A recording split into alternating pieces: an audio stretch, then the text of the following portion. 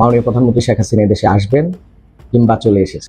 আমি পাগলের প্রলাপ বকতে পারি, এটা স্বাভাবিক, কিন্তু মুজিব কন্যা শেখ হাসিনা পাগলের প্রলাপ বকার মতো মহিলা না। গতকাল বিএনপির এক সাবেক মন্ত্রীর ছেলে আওয়ামী লীগে যোগদান করেছে। এই সরকারের যে কোনো আইনি ভিত্তি নাই, আইনি বৈধতা নাই, এটা তিনি জানেন, এবং শেখ হাসিনা যে পদত্যাগপত্র জমা দেননি, পদত্যাগ করেননি, এটা তিনি খুব ভালোভাবে জানেন। শেখ হাসিনার বিচারের রায়ের তারিখ ঘোষণা করা হবে আজকে। শেখ হাসিনার পক্ষে যাকে নিয়োগ দেওয়া হয়েছে তিনি টানা 3 দিনের যুক্তি উপস্থাপন শেষে নিজের মক্কেলদের নির্দোষ দাবি করে খালাসের আবেদন করেছেন তিনি। আজকেই ঘোষণা করা হবে শেখ হাসিনার বিচারের রায়ের দিন। একটা ভয়ঙ্কর চাল দিলেন ইউনূস নাকি তলে তলে দিল্লির সঙ্গে যোগাযোগ করছেন। দাবি করছেন ইউনূসের দলের বেশ কয়েকজন। তাহলে কি বিপদের বাংলাদেশ থেকে সেফ এক্সিট খুঁজতে দিল্লি? বিশ্বাস করবেন, মাননীয় প্রধানমন্ত্রী শেখ হাসিনা দেশে আসবেন। মুজিব কন্যা শেখ হাসিনা পাগলের প্রলাপ বকার মতো মহিলা না। জয় বাংলা, জয় বঙ্গবন্ধু। দেশ ও দেশের বাইরে থাকা প্রতিটি বাঙালি ও বাংলাদেশিদের জন্য আসসালামু আলাইকুম। প্রধানমন্ত্রী শেখ হাসিনার কিছুদিন আগে একটি বক্তব্য শোনা গেছে। উনি বলেছেন এ দেশে আসবেন। তাহলে দেশ ও দেশের বাইরে থাকা প্রতিটি বাঙালি ও বাংলাদেশি আপনারা অবশ্যই বিশ্বাস করবেন, মাননীয় প্রধানমন্ত্রী শেখ হাসিনা দেশে আসবেন কিংবা চলে এসেছেন। আমি পাগলের প্রলাপ বকতে পারি, এটা স্বাভাবিক, কিন্তু মুজিব কন্যা শেখ হাসিনা পাগলের প্রলাপ বকার মতো মহিলা না। এটা বাঙালি এবং বাংলাদেশি সকলেই জানে। তাই প্রত্যেককে অনুরোধ করব, চিন্তা চেতনা দেশপ্রেম এটার ভিত্তিতে মন্তব্য করবেন, কারণ কে জানে আজকের এই বক্তব্য কাল আপনার ভবিষ্যৎ নির্ণয় করবে। তাই আসুন প্রতিহিংসা দূর করে দেশ ও সমাজ গঠনে একে অপরের পাশে থাকি। আর সর্বশেষ অনুরোধ থাকবে, বাংলাদেশ আওয়ামী লীগ ব্যতীত, বাংলাদেশের আওয়ামী লীগের প্রতিনিধি দল ব্যতীত এদেশে কোনো নির্বাচন হয়নি, ইতিপূর্বেও না, এবং যখনই হয়েছে তখনই কেউ এদেশের মসনদে থাকতে পারেনি। এবং সবাইকে অনুরোধ করব, বাংলাদেশ আওয়ামী লীগের প্রতিটি কর্মী এবং সমর্থক বিন্দু যারা বসে আছেন মাননীয় প্রধানমন্ত্রী শেখ হাসিনা দেশে আসবেন, তখন আপনি ভোকাল হবেন না, এই ধরনের কোনো ঘটনা ঘটতে চলছে না। যে বা যারা মুক্তিযুদ্ধের সপক্ষে শক্তি, দেশের পক্ষের শক্তি, ধর্মনিরপেক্ষতার সাথে আছেন, তারা আজই কথা বলবেন। জয় বাংলা, জয় বঙ্গবন্ধু। হালুম কাদের চৌধুরী বলেছিল, একটা ব্যানার ধরার জন্য 2 জন ব্যক্তি লাগে। আমরাও দেখতে চাই 2 জন আওয়ামী লীগ একসাথে কোথায় দাঁড়ায়। আওয়ামী লীগের মিছিলের ব্যানার ধরবার জন্য 2 জন ব্যক্তি লাগে। আমরাও দেখতে চাই 2 জন ব্যক্তি একসাথে কোথায় দাঁড়ায়। ছেলে, গত 2-3 মাস যাবত হাজার হাজার লোকজন সমেত মিছিল হইতেছে। এটা কে করতেছে? তোর বাপ। গতকাল বিএনপির এক সাবেক মন্ত্রীর ছেলে আওয়ামী লীগে যোগদান করেছে, কিন্তু কেন? তার পরিচয় আমি বলবো, তার আগে আমার কয়েকটা প্রশ্ন। নির্বাচন হইলেই বিএনপি ক্ষমতায় আসবে, এটা বিএনপি নেতাকর্মীদের মধ্যে একটা বিশাল ধারণা, এবং এই মুহূর্তে অনানুষ্ঠানিকভাবে সকল ক্ষমতা ভোগ করতেছে জামায়াত এবং বিএনপি সম্মিলিতভাবে। বিশেষ করে জেলা শহরগুলোতে পুরোপুরি নিয়ন্ত্রণ, চাঁদাবাজি থেকে শুরু করে সবকিছু, সব প্রতিষ্ঠান দখল করে ফেলেছে বিএনপি এবং জামায়াত। বিএনপি যদি আগামী নির্বাচনের মধ্য দিয়ে ক্ষমতায় আসে, সেই ক্ষেত্রে জিয়াউর রহমানের আমলের একজন মন্ত্রী, তার ছেলে হঠাৎ করে তার সকল পদ পদবি বাদ দিয়ে পদত্যাগ করে হঠাৎ করে কেন আওয়ামী লীগে যোগ দিলেন? আওয়ামী লীগের তো চরম দুঃসময় যাচ্ছে। আওয়ামী লীগ তো ইতিহাসে সব থেকে নির্মম সময় পার করতেছে। তাহলে এই সংকটকালীন দুঃসময়ে হঠাৎ করে কেন বিএনপির একজন শীর্ষ পর্যায়ের নেতা আওয়ামী লীগে যোগ দিলেন, আবার সাবেক মন্ত্রীর ছেলে? তার পরিচয়টা তো অবশ্যই আপনাদের জানা উচিত। ওনার নাম ফজলুল করিম মুবিন। পুরো পরিবার তার বিএনপি পন্থী, মানে আওয়ামী লীগের কোনো লেশ মাত্র তার পরিবারের মধ্যে কেউ নাই। আপাদমস্তক বিএনপি। উনি কিশোরগঞ্জ জেলা বিএনপির দপ্তর সম্পাদক এবং কিশোরগঞ্জ কোর্টের, জজ কোর্টের এপিপি।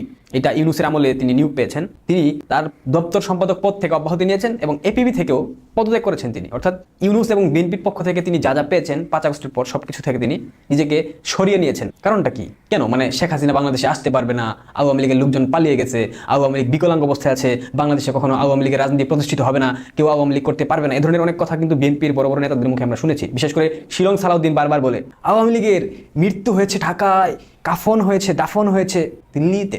অথচ শিলং সালাউদ্দিন নিজেই ত্রিপুরাতে যোগাযোগ করে লাইন ক্লিয়ার রাখে, যে কোনো সময় গণেশ উল্টাইলে যাতে পালাইতে পারে। 9 বছর শিলংয়ে পালিয়েছিল এই শিলং সালাউদ্দিন। ন্যূনতম কৃতজ্ঞতা বোধ থাকলে পরে ভারতকে নিয়ে ধরনের মিথ্যাচার শিলং সালাউদ্দিন কখনোই করতো না। কিশোরগঞ্জ জেলা বিএনপির দপ্তর সম্পাদক, অনেক বড় পোস্ট। এই মুহূর্তে বিএনপি ক্ষমতার স্বাদ ভোগ করতেছে গত 14 মাস যাবত। উনি উনার ফেসবুক অ্যাকাউন্ট থেকে কয়েকটা লাইভ করেছেন। ওনার লাইভগুলা ক্যাপশনগুলো আমি আপনাদেরকে একটু দেখাই। আমি যখন ভিডিওটা রেকর্ড করতেছি তখন থেকে ঠিক 10 ঘন্টা পূর্বে উনি যে লাইভে এসে কথাগুলো বলেছিলেন, এটার ক্যাপশনটা ছিল এরকম: আমি পাগলের প্রলাপ বলতে পারি কিন্তু মুজিব কন্যা শেখ হাসিনা নয়। সে বলেছে আসবে, অবশ্যই আসবে, কিংবা চলে এসছে। এরপর উনি প্রোফাইলে আওয়ামী লীগের একটা ছবি আপডেট করেছেন, দেখতে পাচ্ছেন আপনারা। এরপর উনি আরেকটা লাইভ করেছেন 7 ঘন্টা পূর্বে: বাংলাদেশ আওয়ামী লীগের কর্মী সমর্থকদের যে ভালোবাসা এইটুকু সময় পেয়েছি আমি কৃতজ্ঞ, আমাকে নিয়ে চিন্তা করবেন না। কাফনের কাপড় পরে বের হয়েছি, জয় বাংলা, জয় বঙ্গবন্ধু, জয়তু শেখ হাসিনা, জয় বাংলা। হালুম কাদের চৌধুরীর কথায় আবার ফিরে আসি। আওয়ামী লীগের মিছিলে 2 জন ব্যক্তি থাকবে না ব্যানার ধরবার জন্য। তাহলে বিএনপির নেতা এই প্রেক্ষাপটে এসে দাঁড়িয়ে কেন আওয়ামী লীগে যোগদান করছেন? পদার্থবিজ্ঞানে একটা বিষয় পড়েছিলাম, শক্তির কোনো ক্ষয় নাই। আওয়ামী লীগ যে একটা বৃহৎ শক্তি এবং এই শক্তির যে কখনো ক্ষয় হবে না, এটা বিএনপির সাবেক মন্ত্রীর ছেলে মুবিন চৌধুরী তিনি আওয়ামী লীগে যোগ দেওয়ার মাধ্যমে প্রমাণ করে দিলেন। কতগুলো ভবিষ্যৎবাণী করি, বিএনপির মধ্যে একাধিক ভাঙন তো হবে, এটা মোটামুটি নিশ্চিত। কারণ শিলং সালাউদ্দিন আর যাই হোক না কেন, এ ছাড়া বিএনপির মধ্যে আর কেউ ওই খাম্বাপন্থী থাকতে পারবে না। বিএনপি থেকে এই যে মুবিন হকের মতো লোকজন, প্রভাবশালী পরিবারের, যাদের আপাদমস্তক বিএনপি পরিবার, মানে স্বাধীনতা পরবর্তী সময় থেকে তারা সবসময় বিএনপি পন্থী ছিল। 17 বছর বিএনপি দুর্দিনে ছিল, তারপরেও কিন্তু বিএনপি তিনি ত্যাগ করে নাই। অথচ সুদিন, যেখানে অনেক কিছু উদ্ধার করা সম্ভব ছিল, যেখান থেকে অনেক চাওয়া পাওয়া পূরণ করা সম্ভব ছিল, এরকম একটা প্রেক্ষাপটে দাঁড়িয়ে তিনি আওয়ামী লীগের সব থেকে দূর সময়, সব থেকে বাজে সময়, সব থেকে সংকটের সময় তিনি জয় বাংলা স্লোগানে গলা মেলা নিলেন। তিনি শেখ হাসিনাকে প্রধানমন্ত্রী হিসাবে আখ্যা দিলেন। অর্থাৎ তিনি কিন্তু একবারের জন্য শেখ হাসিনাকে শুধুমাত্র শেখ হাসিনাও বলেননি, সাবেক প্রধানমন্ত্রী বলেননি। তার মানে তিনি একজন অ্যাডভোকেট, তিনি জানেন আইন সম্পর্কে, তার বিস্তর জ্ঞান রয়েছে। এবং এই সরকার যে সাংবিধানিকভাবে অবৈধ, এই সরকারের যে কোনো আইনি ভিত্তি নাই, আইনি বৈধতা নাই, এটা তিনি জানেন। এবং শেখ হাসিনা যে পদত্যাগপত্র জমা দেননি, পদত্যাগ করেননি, এটা তিনি খুব ভালোভাবে জানেন। সেই জন্য সেই জায়গা থেকে তিনি বলেছেন মাননীয় প্রধানমন্ত্রী শেখ হাসিনা। এখন আওয়ামী লীগের একটা শ্রেণীর অভিযোগ থাকতে পারে, একটা শ্রেণী প্রশ্ন করছে, অলরেডি আমি সোশ্যাল মিডিয়াতে দেখতে পেলাম, দুর্দিনের ত্যাগী কর্মীদের মূল্যায়ন না করে এই ধরনের লোকজনদেরকে মূল্যায়ন করা হলে আগামীতে সেটা ঠিক হবে না। আচ্ছা, অ্যাডভোকেট মুবিন কি আপনাদের থেকে আওয়ামী লীগের পদ পদবি চাইছে?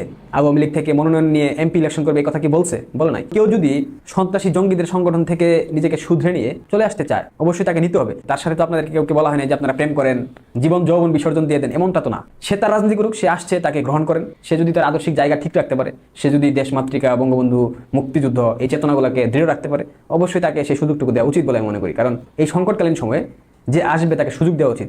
তিনি আসছেন, আপনাদের কি মনে হয় তার উপর মব হবে না? তাকে বিএনপি নেতাকর্মীরা হেনস্থা করবে না? অবশ্যই করবে, এবং খুব বাজেভাবে করবে। এটা আপনারা নিশ্চয়ই খুব জলদি দেখতে পারবেন। বিএনপি থেকে যে এরকম নেতাকর্মী পদত্যাগের একটা ইতিহাস সৃষ্টি হলো, এরকম অধপতন বিএনপির খুব সামনে আরো প্রকট আকার ধারণ করবে, আপনারা এটাও দেখবেন। আজকেই ঘোষণা করা হবে শেখ হাসিনার বিচারের রায়ের দিন। সেটা এ মাসেও হতে পারে, সেটা আগামী মাসেও হতে পারে, এবং সেটা যে আগামী মাসের মধ্যেই হবে এটা মোটামুটি নিশ্চিত ধারণা করা যেতেই পারে। গণমাধ্যম কি বলছে? গণমাধ্যম বলছে শেখ হাসিনা ও কামালের বিরুদ্ধে রায় ঘোষণার দিন ধার্য কাল, অর্থাৎ এই নিউজটা গত রাতের নিউজ। এই নিউজটা কাল মানে আজকে ধরতে হবে, অর্থাৎ আজকে ঘোষণা করা হবে। কি বলছে সারাবাংলা.net? তারা বলছে যে জুলাই আগস্ট আন্দোলনে সংগঠিত গণহত্যা ও মানবতা বিরোধী অপরাধের মামলায় ক্ষমতাচ্যুত প্রধানমন্ত্রী শেখ হাসিনা ও সাবেক স্বরাষ্ট্রমন্ত্রী আসাদুজ্জামান খান কামাল সহ 3 জনের বিরুদ্ধে, অর্থাৎ আরেকজন হচ্ছে প্রধান উপদেষ্টার যিনি নিরাপত্তা, মানে প্রধানমন্ত্রীর যিনি নিরাপত্তা উপদেষ্টা ছিলেন, মেজর জেনারেল তারেক আহমেদ সিদ্দিকী, তার এই 3 জনের বিরুদ্ধে রায় ঘোষণা করা হবে। বিকেলে আন্তর্জাতিক অপরাধ ট্রাইব্যুনাল প্রাঙ্গণে প্রেস ব্রিফিংয়ে এই তথ্য জানান প্রসিকিউটর মিজানুল ইসলাম। তিনি বলেন যে আজ এই মামলায় পলাতক আসামি শেখ হাসিনা ও আসাদুজ্জামান খান কামালের পক্ষে রাষ্ট্রনিযুক্ত এবং উপস্থিত রাজসাক্ষী আসামি চৌধুরী আব্দুল্লাহ আল মামুনের পক্ষে যুক্তি উপস্থাপন শেষ হয়েছে। প্রসিকিউশনের পক্ষে আমরা জবাব দেব, তবে কিছু অংশ আমরা উপস্থাপন করে জবাব দিয়েছি। বৃহস্পতিবার চিফ প্রসিকিউটর এবং অ্যাটর্নি জেনারেল তাদের সমাপনী বক্তব্য রাখবেন, অর্থাৎ এই বিচার প্রক্রিয়ার সমাপনী এন্ডিং স্পিচ তারা দেবেন, এবং তারপরেই বিচারপতি এই রায় ঘোষণার দিন ধার্য করে দিতে পারেন। এবং তিনি সেটাই বলছেন যে তারপরে আজকেই, মানে আগামীকালকেই বলেছেন, অর্থাৎ আজকেই এই দিনটি ঘোষণা করা হবে। আসামি পক্ষের যুক্তিতর্ক শেষ করেন গতকালকে স্টেট ডিফেন্স আইনজীবী মোহাম্মদ আমির হোসেন, অর্থাৎ মানে শেখ হাসিনার পক্ষে যাকে নিয়োগ দেওয়া হয়েছে, তিনি টানা 3 দিনের যুক্তি উপস্থাপন শেষে নিজের মক্কেলদের নির্দোষ দাবি করে খালাসের আবেদন করেছেন। তিনি সাক্ষীদের জবানবন্দি নিয়ে যুক্তি খণ্ডন করেন আমির হোসেন, বিশেষত রাজসাক্ষী চৌধুরী আব্দুল্লাহ আল মামুন, দৈনিক আমার দেশ সম্পাদক মাহমুদুর রহমান মান্না এবং জাতীয় নাগরিক পার্টি এনসিপির আহ্বায়ক নাহিদ ইসলাম সহ গুরুত্বপূর্ণ কয়েকজনের সাক্ষ্য তিনি সামনে আনেন তার কথায়। একই সঙ্গে তাদের দেওয়া সাক্ষ্য প্রত্যাখ্যান করেন তিনি। এমনকি অন্যের ঘাড়ে বন্দুক রেখে এই মামলার রাজসাক্ষী মামুন বাঁচতে চাইছেন বলেও তিনি উল্লেখ করেন, অর্থাৎ রাজসাক্ষী আব্দুল্লাহ আল মামুন তিনি মূলত বাঁচার জন্যই এই ফোন দিয়ে এঁটেছেন, এরকমটা তিনি বলেছেন। এছাড়া মাহমুদুর রহমান ভিন্ন মতাদর্শী হওয়ায় শেখ হাসিনাকে দেখতে পারেন না বলেই জবানবন্দি দিয়েছেন, এমনও মন্তব্য শেখ হাসিনার পক্ষে রাষ্ট্র যাকে আইনজীবী হিসেবে নিয়োগ দিয়েছে তার সাক্ষ্য এই মামলায় প্রভাব পড়বে না, মাহমুদুর রহমানের সাক্ষ্য এই মামলায় কোনো কাজে দেবে না, এমনটা তার মানে ভাষ্য।